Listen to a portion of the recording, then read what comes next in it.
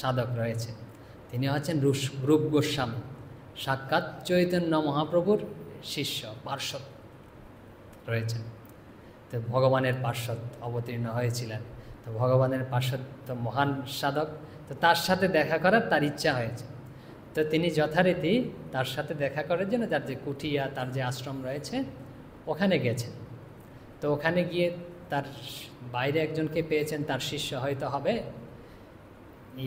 রূপ গোস্বামী, তো শিষ্যকে বলে পাঠিয়েছেন, অথবা কোনো কোনো জায়গায় উল্লেখ আছে লিখে দিয়েছেন একটা চিঠিতে লিখে দিয়েছেন যেরকম যে এই চিঠিটা দাও, যে ওনাকে দাও গিয়ে, যে রূপ গোস্বামীকে।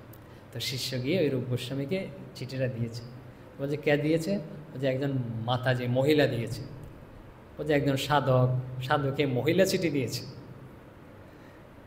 খুলে দেখেছে, বলছে আমি আপনার সাথে দেখা করতে চাই।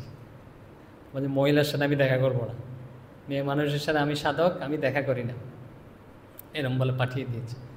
তো শিষ্য যথারীতি সেই খবর মীরাবাইকে দিয়েছে, মহিষী নারী মীরাবাইকে দিয়েছে। বলছে আপনার সাথে দেখা করবে না কেন? বলছে আপনি হলেন মহিলা, তো সাধু হয়ে কীভাবে মহিলাদের সাথে দেখা করবে না উনি। বলেছে তাই নাকি?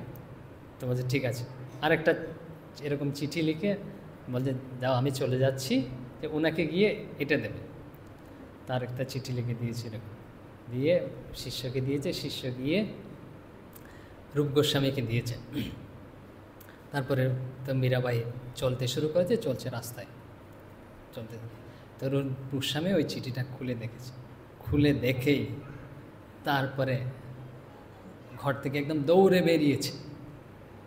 বেরিয়ে তো অনেক দূর চলে গেছে, একদম হাঁপাতে গিয়ে একদম এই যে মীরাবাই চলছিল, একদম হাত জোর করে সামনে গিয়ে এরকম পা জড়িয়ে ধরেছে। বলছে মা, আপনাকে আমি চিনতে পারিনি। বলছে যে এত বড় কথা বলতে পারে, জ্ঞানের কথা বলতে পারে, ইনি কোনো সাধারণ মহিলা নয়, মহিষী এক মহিলা। এই অসাধারণ কথা আপনি বলেছেন, তো আমাকে ছেড়ে গেলে তো হবে না, অনেক কিছু আপনার কাছে আমার শিক্ষার আছে। আপনি কৃপা করে যদি আমাকে উপদেশ করেন তাহলে আমার জীবন ধন্য হয়ে যাবে, কৃতার্থ হয়ে যাবে। তো বলছে ওখানে কী লিখেছিল এমন যে দৌড়ে ছুটে এসছে তিনি? তো লিখা ছিল হচ্ছে, তিনি তো বলে পাঠিয়েছেন যে আমি মহিলাদের সাথে দেখা করি না।